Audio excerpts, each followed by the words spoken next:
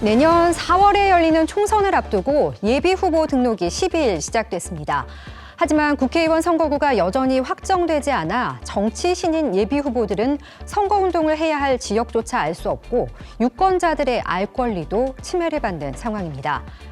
중앙선거관리위원회 산하 국회의원 선거구 획정위원회는 지난 5일 내년 총선에 적용할 선거구 획정안을 국회에 제출했습니다.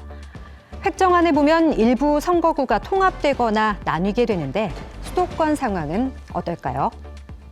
서울에서는 노원구가 가불병에서 가불로 통합되면서 한 석 줄어들고 지역구 수에는 변화가 없지만 서울 종로구와 중구를 합치는 방안도 획정안에 담겼습니다.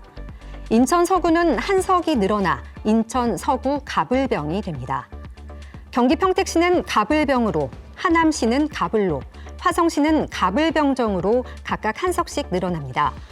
부천시는 부천시 가불병으로 한 석 줄어들고 안산시 상록구와 단원구가 한 석 줄어든 안산시 가불병으로 통합됩니다. 의석수에는 변화가 없지만 구역이 조정되는 곳도 있습니다. 선거구 획정은 선거를 치르기 1년 전인 지난 4월 10일에는 마무리해야 했지만 최근에서야 획정안이 마련됐습니다. 여야 간 손익계산이 엇갈리면서 국회에서 최종안이 처리되기까지 적지 않은 시간이 걸릴 것이라는 관측이 많은데요.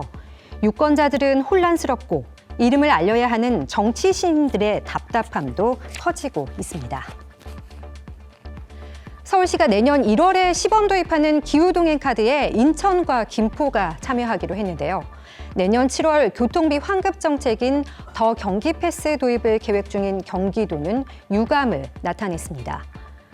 최근 서울시와 김포시는 기후동행카드 참여 업무 협약을 맺었습니다. 이에 따라 서울 대중교통의 김포 골드라인 이용 시 6만 5천 원에서 7만 원 수준, 김포 광역버스 이용 시 10만 원에서 12만 원 수준의 정기권이 출시될 예정인데요. 세부 내용은 논의를 거쳐서 확정됩니다. 앞서 인천시도 서울시 기후동행카드 사업에 광역버스부터 우선 참여하기로 하고 지하철과 버스의 참여는 실무 협의를 통해서 검토하기로 했습니다. 하지만 경기도는 수도권 3개 지자체가 교통 문제 해결을 위해 공동 연구 용역을 추진하기로 합의해놓고 서울시가 경기도 일부 시군과 개별 협의를 한다며 깊은 유감을 표했습니다.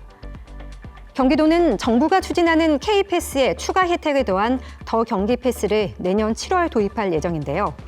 K패스는 한 달에 21번에서 60번까지 환급 제한이 있지만 더 경기 패스는 21번 이상 이용하면 무제한 혜택을 받을 수 있고 30% 환급 대상인 청년 기준도 더 확대했다는 것이 경기도의 설명입니다. 또 기후동행카드는 광역버스나 신분당선은 이용할 수 없지만 더 경기 패스는 전국 모든 교통수단을 이용할 수 있다고 덧붙였습니다. 심각한 저출생 문제는 우리나라만의 고민은 아닙니다. 최근 일본 정부는 자녀 3명 이상의 다자녀 세대에 대해서는 소득 제한 없이 모든 자녀의 대학 교육을 무상으로 실시하겠다고 밝혔는데요. 우리나라도 출생률을 높이기 위한 다양한 정책을 내놓고 있죠.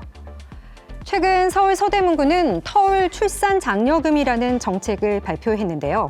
전국 최초로 추진한다는 터울 출산 장려금은 첫째 자녀를 출산한 이후 3년 안에 둘째를 출산한 가정에 180만 원 상당의 서대문 사랑 상품권을 지급하는 정책으로 스웨덴의 제도를 벤치마킹했습니다. 서대문구는 다자녀 계약수당 정책도 발표했는데요. 둘째 이상의 초등학생 자녀에게 매 학년, 매 학기마다 10만 원씩 6년간 최대 120만 원을 지급합니다. 이를 위해서는 조례 개정을 해야 하고 현금성 복지사업은 보건복지부의 사회보장제도 협의 심사를 거쳐야 해서 서대문구는 2025년 정책 시행을 목표로 하고 있습니다.